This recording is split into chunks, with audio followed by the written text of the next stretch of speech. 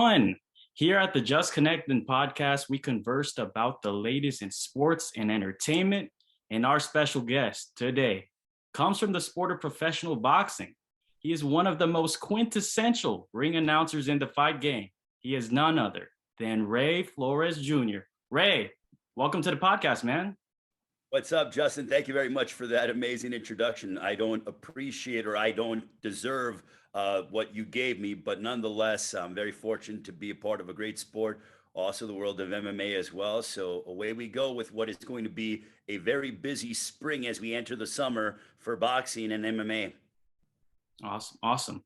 But to start things off with a bang, word on the street is that you will be the ring announcer for the unified middleweight championship bout between Gennady Golovkin and Ryota Murata with the IBF and Super WBA titles on the line, live on April 9th, live on the Zone in Japan. Ray, what can we expect from this mega fight?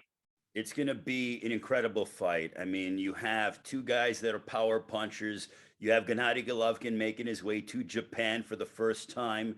It's a historic moment for boxing and for Japanese boxing. You have Murata, who's trying to defend his home country and spoil the plans of Gennady Golovkin to potentially have a third fight against Canelo Alvarez. Now, this is assuming Canelo is successful against Dimitri Bivol in May. So there's a lot on the line in this fight, but there is so much excitement about the big drama show going to Japan. I'm going to be fortunate to be in the ring between the two combatants before they start throwing the punches, handling the introduction. So I'm very excited. This will be my third trip over to Japan. I did the Naoya Inoue Juan Carlos Payano fight. I did Inoue Donaire back in November of 19 as well. So lo and behold, very thankful and blessed to be given this wonderful opportunity thanks to Taken Promotions and also Triple G Promotions.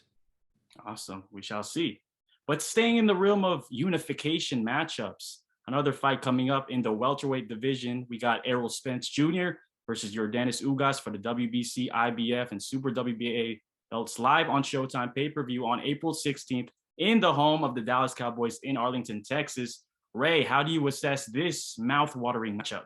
Well, I am here in Las Vegas because I'm going to be interviewing Yordenis Ugas tomorrow, and then I'm going to go to Dallas tomorrow night for Errol Spence on Thursday. So I'm looking forward to talking with both guys as they make the final adjustments for their upcoming matchup, as you pointed out, on April 16th.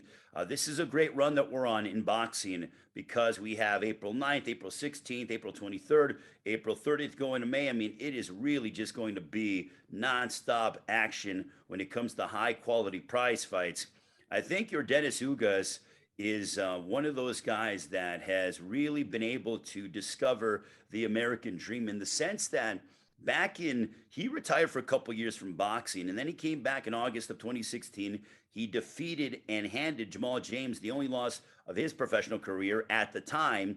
James now has 2 losses after losing to Butayev back on October 30th. But look, Yordenis Ugas went out there and he defeated the great Manny Pacquiao in his retirement fight to go ahead and essentially stamp his mark on the welterweight division. This is only the 12th time in history that the welterweight division will be unified to a degree. You have Errol Spence, who holds 2 titles, Yordenis Ugas holding the WBA title, Spence with the WBC and the IBF championship.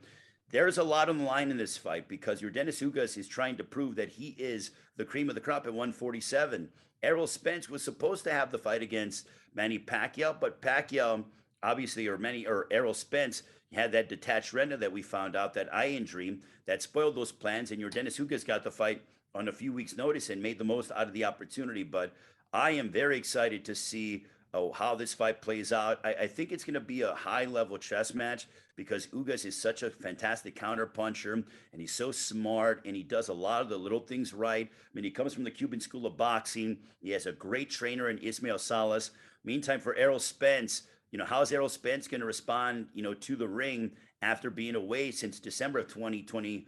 And it's curious because Spence is coming off of 2 layoffs. So he had that layoff between when he fought Porter and then he fought Danny Garcia. So he was off from like September of 19 to December of 2020. And now he's off from December of 2020 to now we're talking about April 16th of 2022. So how is Spence going to respond? And I give him credit because he could easily come back and had a tune-up But instead he goes, give me the man that beat the man in Manny Pacquiao, the man I was supposed to beat. And I think this is going to be some electrifying stuff when it comes to the sport of boxing on April 16th. I think we get a damn good fight.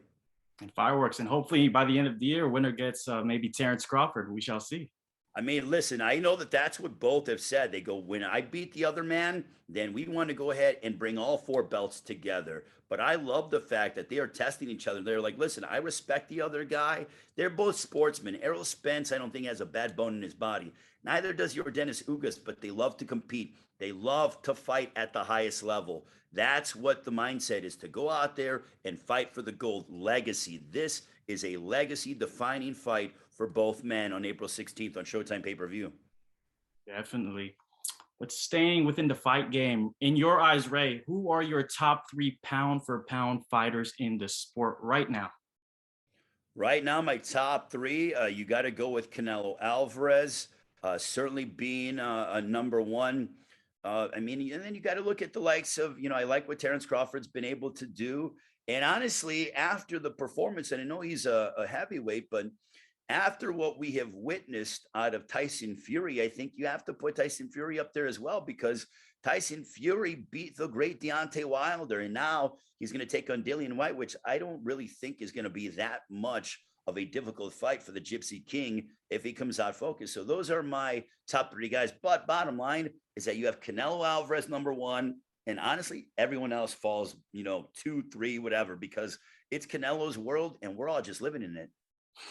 I love the way you phrased that, definitely.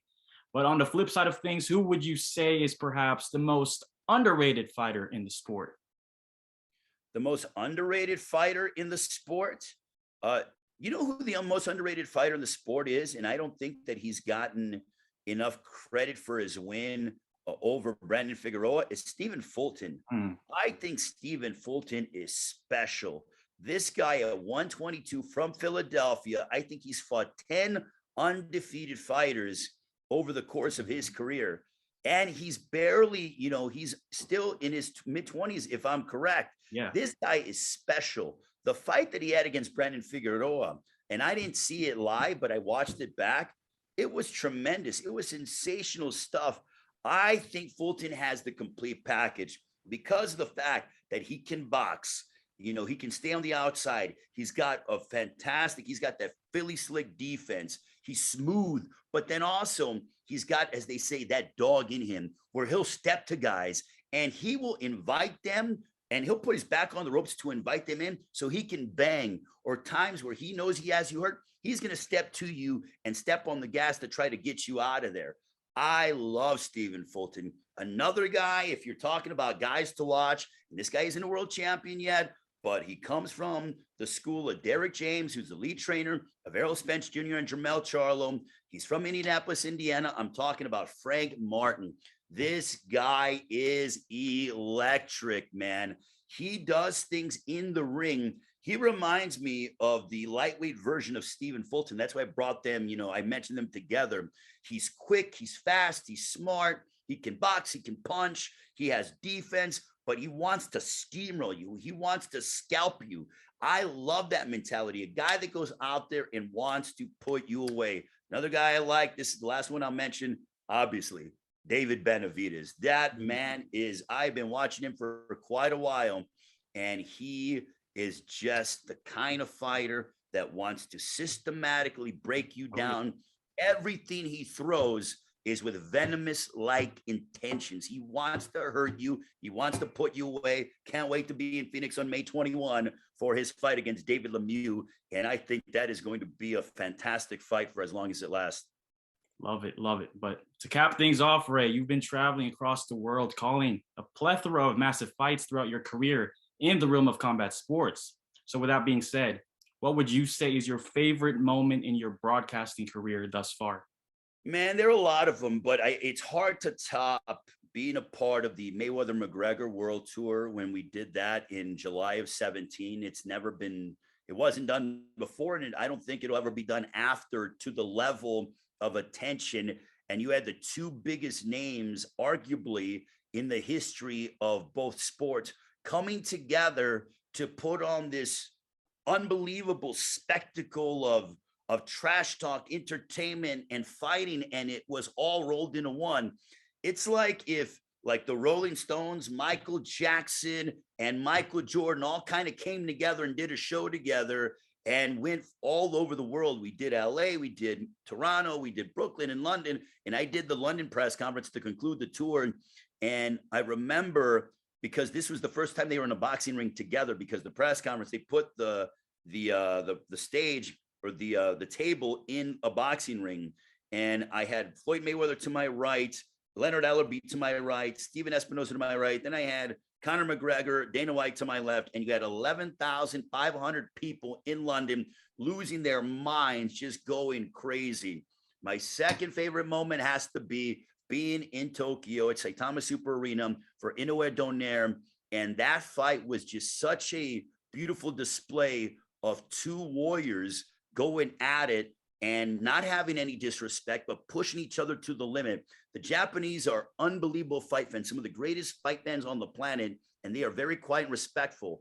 But when Inoue knocked down Donaire in the 11th round, it was like my ears were ringing. They're still ringing from the fans in terms of how much they erupted. So those are some key moments. A third one, and I'll say this just because it meant so much to me, because I grew up watching HBO boxing, was working the Ruslan Provodnikov Lucas Matisse fight in April of 2015. If you haven't seen that fight, go back and watch it.